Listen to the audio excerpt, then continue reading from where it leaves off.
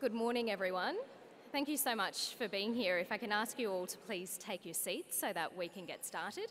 I'm sure you all have very busy days to get to, so we want to keep things on track. Good morning, my name's Karina Carvalho. You're probably more familiar with seeing me at 7 o'clock in the evening rather than at 7 o'clock in the morning.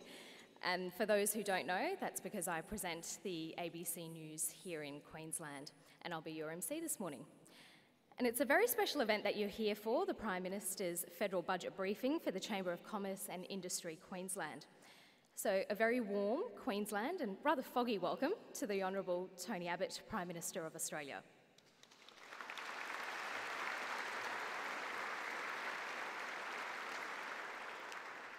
We also welcome the Member for Brisbane, Teresa Gambaro, State Opposition Leader Lawrence Springborg, Deputy Opposition Leader John Paul Langbroek, and the Opposition Spokesman for Small Business, Tim Nicholls, the CCIQ's President, Brett Moller, and Anthony Rose, Chief Financial Officer for Bank of Queensland, the sponsor of this morning's event. So thank you all for being here. Soon you'll hear from the Prime Minister, but first to our hosts for this morning's event. About this time a week ago, the CCIQ was hailing Joe Hockey's budget as the most small business-friendly budget in 2 decades, and that there'd be material benefits for Queensland small businesses. So to tell us more, please welcome the Chief Executive Officer of the CCIQ, Stephen Tate, to the stage.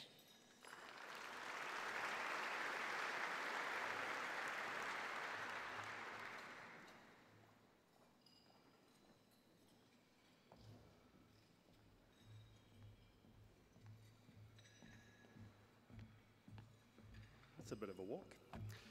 Thank you, Karina. Good morning, everybody, and welcome to the breakfast this morning. My name's Stephen Tate. I have the privilege of being the CEO of an organisation that trades on trust and looks after SMEs and has done so for 150 years. Like Karina, I'd like to acknowledge the following guests: the Honourable Tony Abbott, Prime Minister of Australia, Federal Minister for Brisbane, Teresa Gambaro, Opposition Leader Lawrence Springborg, Deputy Opposition Leader John Paul Langbroek, Brett Moller, Shadow Cabinet Minister Tim Nicholls, Anthony Rose from the Bank of Queensland. Thank you so much for sponsoring this morning. But more importantly and finally, to you, our members and our guests. We're delighted to welcome the Prime Minister this morning to hear firsthand how the recent federal budget is going to impact on the economy and especially the health of SMEs in Queensland. The one theme that came throughout all of the narrative last week was to have a go. And today, I'm surrounded by SMEs like yourself and people who service these SMEs who every day have a go. In fact, there's over 400,000 SMEs that every day get up and have a go. I'm sure the Prime Minister today will outline how his budget will make it easier to grow their business and prosper and employ more people. People often talk about the American dream.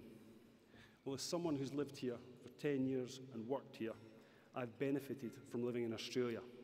I believe we live the Australian dream. You'll notice that I didn't compare it to Scotland. If any country in the world deserves the right to be a world leader in driving business through innovation, creativity and entrepreneurial spirit, it will be Australia. It's at the heart of its DNA and has been there for hundreds of years. However, there's a pressing need in Queensland to continue to diversify our economy by ensuring that the SMEs can improve their productivity, drive growth, employ more people, and therefore we have to encourage and support them to do so. We've got to give them confidence to do so as well. CCIQ are investing in services, advice and tools to help them on every step of that journey, to encourage and support them. And just like them, CCIQ is an organisation that's having a go. We're having a bloody good go. We're continuing to meet the demand of our members and business by taking the bold step to growing our business and investing in our future for them. Yesterday, the board approved the first of a regional innovation centre. This is an innovation centre that will bring together industry, governments, councils and all industry stakeholders and develop a connected regional network of innovation work centres where we can support them, give them advice, give them tools and connect them to the economy. The first centre will be opening in Brisbane and it'll be the first of many. We plan to roll these out throughout the rest of regional Queensland. So, in closing, I'd like to thank you for coming along today, and I'd urge you to continue to have a go, to have people follow in your footsteps, to encourage them to support you, because small business will remain the engine room of Queensland's economy, and it will drive both the social and economic prosperity of this wonderful state. So the message I'd leave with you today is that while governments may create the right environment and incentives for your business, when it comes to that time to take a bold step, to take advantage of these opportunities, CCIQ will be there to help you on every step of the way, and you can trust us on that. Thank you very much.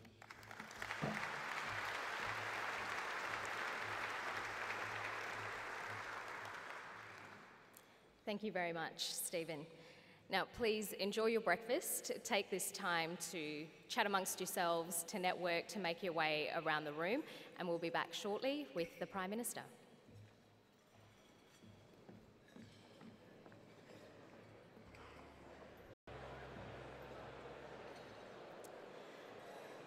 Good morning again.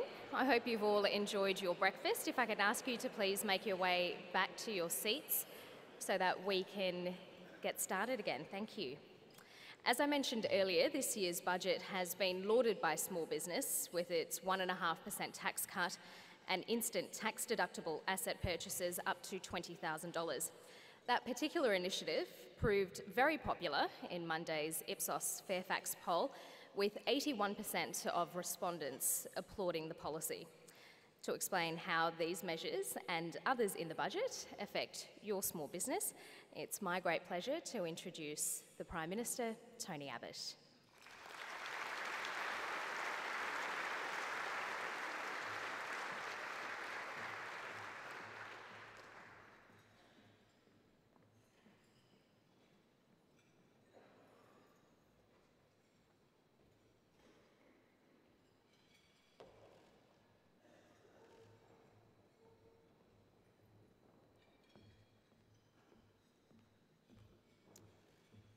Thanks very much, Karina, and thanks very much, ladies and gentlemen, for being here this morning. I really appreciate your presence. I appreciate the support that the Queensland Chamber has given to the budget. It's great to have my parliamentary colleagues here, Teresa Gambaro, the member for Brisbane, Lawrence Springborg, the opposition leader, I believe Tim Nichols and John Paul Langbrook are here as well. Thank you so much for the interest that you show in how our country is being run and how opportunities for business are developing. You know, back on election night in September of 2013, I said that Australia is under new management and once more open for business. And didn't we need to open ourselves up for business after 6 years of chaotic and incompetent government? I don't want to make a highly partisan speech today, but I'm sure you haven't forgotten some of the bad decisions that were made by government between 2017 and 2013. Cancelling the live cattle trade in panic at a television program, the pink bats that went into roofs and caught fire, the overpriced school halls at double and triple the price that should have been paid for these things. It was a government that basically wanted to say no to business. It was a government which saw business as exploiters, as despoilers, as rip-off merchants. Now, business is human. Business people can make mistakes. Occasionally, there are bad apples in business, just as there are in every other field.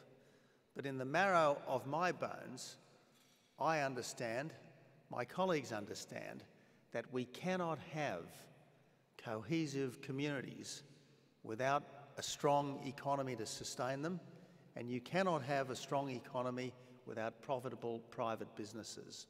So every day since September of 2013, this government has been doing what we can to make it easier for the business people of Australia to do what you do best. Investing, employing, innovating, marketing your products to a mostly grateful public. That's what we've been trying to do. And it hasn't always been easy, as you know. Last year's budget was particularly difficult. I suspect that at this event last year, there would have been some long faces, some glum people. But the truth is, after 6 years of government living beyond its means, we needed to make some difficult decisions. And precisely because we made difficult decisions in last year's budget, difficult decisions that, for all the problems in the Senate, have nevertheless resulted in some $30 billion of achieved savings, we have been able to bring down a much better budget this year. This is the kind of budget, frankly, that coalition governments live to produce. This is the kind of thing that people like Joe Hockey and myself and Theresa Gambaro go into Parliament to do. We want to be helpful to the most creative people in our society. We want to say to the people who are there having a go, we are on your side. We want to make it easier for you to do better what you do well. And I think that's exactly what we managed to do with this year's budget. Now, there's tax cuts, obviously. The tax cuts are good. But frankly, a 1.5% cut in the tax rate, it's really just a down payment on what we'd like to do in time. What I'm really excited about is the instant asset write-off for purchases, business purchases of up to $20,000. And I knew that this budget had hit the spot when on Thursday of last week I managed to get an hour to myself at about 9 o'clock in the evening, and I was watching Downton Abbey and the ads came on. It was the local car yards reducing the price of utes to under $20,000. All of a sudden, the $23,000 ute was $19,999. And I knew that the creative business people of Australia sensed an opportunity and they were going out to make the most of it. What we're saying with this instant asset write-off is that if you see an opportunity and you go out and spend your money on what you think is worth doing, you will pay less tax. So this is a world of difference from the kind of stimulus that we saw under the former government. Under the former government, they'd take your money off you and spend it on the things that they thought mattered. That's not how we work. We say, you keep your money, you spend it on the things that matter to you, that you think will create jobs, boost your business, help your customers, and we will let you keep more of your money in your pocket by reducing your tax. So this is, if you like, a private sector stimulus. This is government saying that we trust you to know best what's in your interests, and that's why this budget absolutely reflects the values of this government, and I believe this budget absolutely reflects the trust which government should have in the small business people of Australia. But it's not just us encouraging you to go out and invest in your business. The features of the budget which are thus far unremarked, which I want to focus on this morning, are some of the elements of the jobs package in the budget. Because not only do we want to make it easier for you to invest, we also want to make it easier for you to employ. So the wage subsidies, which are available to businesses to take on older workers, younger workers, and long-term unemployed workers, have been simplified in this budget. If you are someone who is looking for entry-level staff, you should talk to your local employment services provider about changes to the subsidy arrangements, to the quantum and the mechanism of paying them.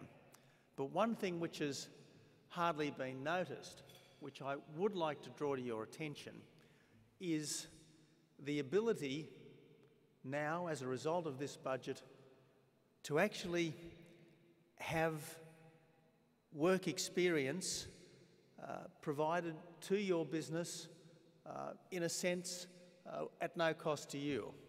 I've been a great supporter over the years of Work for the Dole. When I was the Employment Minister in the Howard government, Work for the Dole massively expanded. But what we have permitted for the first time in this budget is, if you like, real work for the dole. Work in a business for the dole. If someone has been unemployed for 6 months and is on a benefit, that person can do up to 4 weeks of work experience with your business, with a private sector business, without losing unemployment benefits. So it gives you a chance to have a kind of try before you buy look at unemployed people. And I think this is good for you. It gives you the opportunity to get staff who want to have a go. And it's also good for the unemployed people of our country, the young unemployed people in particular, because it gives them an opportunity to show a potential employer what they can do rather than what they can't do. So this is one hitherto largely unnoticed element in the budget that I would like to submit to you for your consideration when you are going out thinking about who you might employ. This is a budget which is packed full of initiatives for enterprising business, particularly enterprising small business. For startups, there's a revised and more user-friendly employee share ownership scheme where the shares are taxed when the benefit comes, not simply when the right accrues. We are reversing the foolish decision of the former government some years ago, which virtually destroyed employee share ownership in our country. But above all else, what I think this budget does, it goes with the grain of the Australian people. Stephen gave us a very good introduction to this breakfast half an hour or so back, talking about escaping the miseries of Scotland for Queensland, and who can blame him for revelling in that fact alone. But there is so much potential in this country.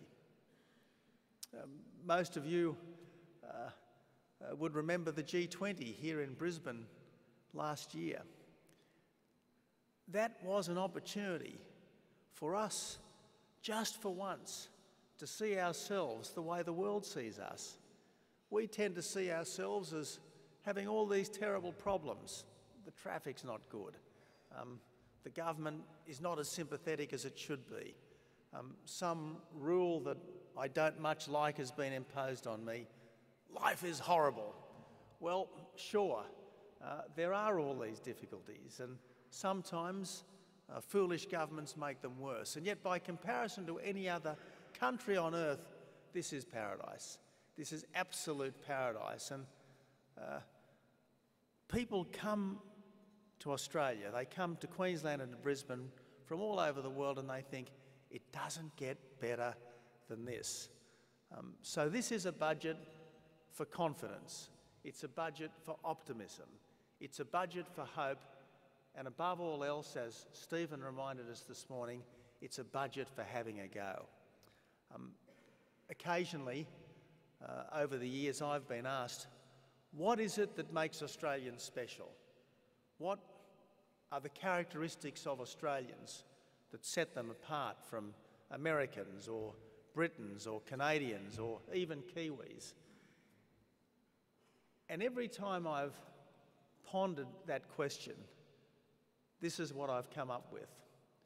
We passionately believe in a fair go. We desperately want to do what we can so that every Australian has got a reasonable start in life. Every Australian, if you get knocked down, you get a chance to get up again. In fact, we help you to get up again.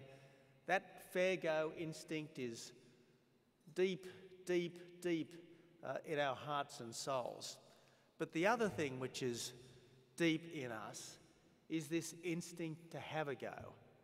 It's that which causes us to join community organisations. It's that which makes us reach out to our neighbours in trouble. It's that which makes us not wait for government to fix problems, but decide to have a go at doing it ourselves without waiting to be told. And I think that this budget is very much in keeping with those elements of our character. We are encouraging people to have a go so that over time more and more of our fellow Australians will be able to have a go. Because if all of you have a go, all of the people who aren't here in this breakfast will be more readily helped to get the fair go that we want to see delivered to every Australian. So I'm very pleased to have been associated with this budget. It was a lot of hard work putting it together, as these things always are. But I was so enthused and invigorated listening to Joe Hockey give the budget speech last week. Budget speeches are often pretty dull affairs. A shopping list of policy initiatives, a cavalcade of economic statistics. All budget speeches have a lot of that. And even in last week's budget speech, there was a bit of it. But at its heart, this was Joe Hockey talking about the things that mattered to him. This was someone who had grown up in the bosom of a small business family. This was someone who knew that when the business was going well, the family flourished. When the business struggled, the whole family was cast into gloom and despair.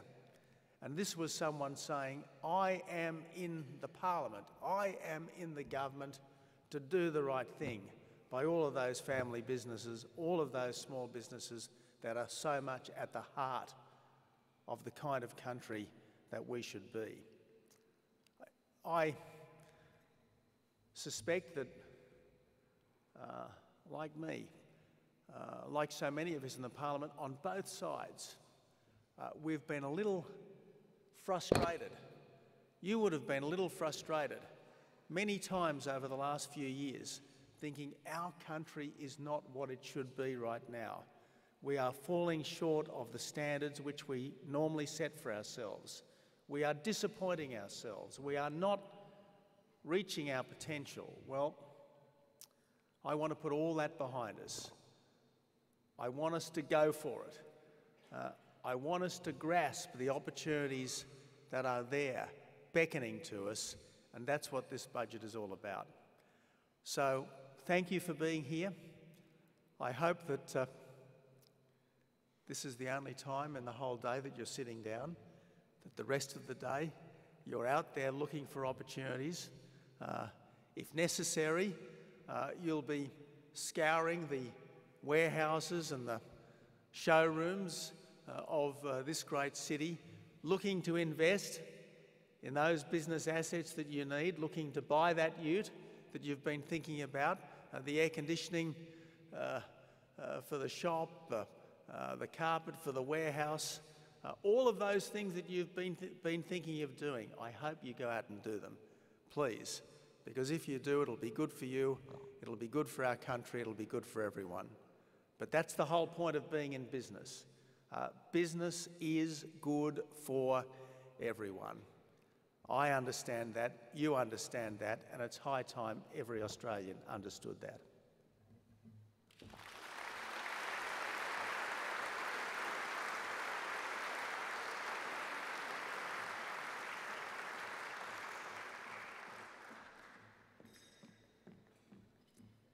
Thank you very much, Prime Minister. I think there was a lot in that speech for small business to take away and digest and act on. And it's good to see that the Prime Minister does get some time off and is still watching Downton Abbey. I'd now like to call to the stage our event sponsor, Bank of Queensland's Chief Financial Officer, Anthony Rose, to make the closing remarks.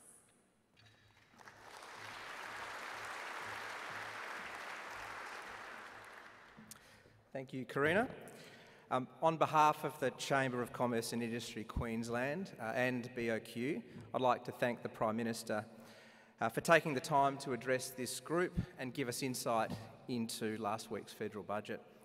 I'm sure everyone in this room understands the complexities involved in the budget process and how challenging it is to balance the needs of all the various groups that have an interest in its outcomes. From a BOQ perspective, I'd like to acknowledge the initiatives that were announced to support small business. Small business truly is the engine room of our economy and a sector that BOQ is passionate about. I'm hopeful that the support your government is providing will lift sentiment, encourage growth and create jobs. We have a large national leasing business, anything with wheels, yellow goods, computer equipment, and we've noticed over the last several years a real inertia in that portfolio of retooling and reskilling. And really hopeful that these changes that have been announced give that sector of the market a big kick along. The early feedback that we've been getting from our small business customers in this portfolio in particular certainly has been positive. I'd also like to thank the Chamber of Commerce and Industry Queensland, particularly CEO Stephen Tate, President Brett Moller, and the broader team for organising today's event. I think you'll all agree it's been both valuable and enjoyable. I'd like to formally call a close to today's proceedings. Thank you very much for all of your attendance. Thank you.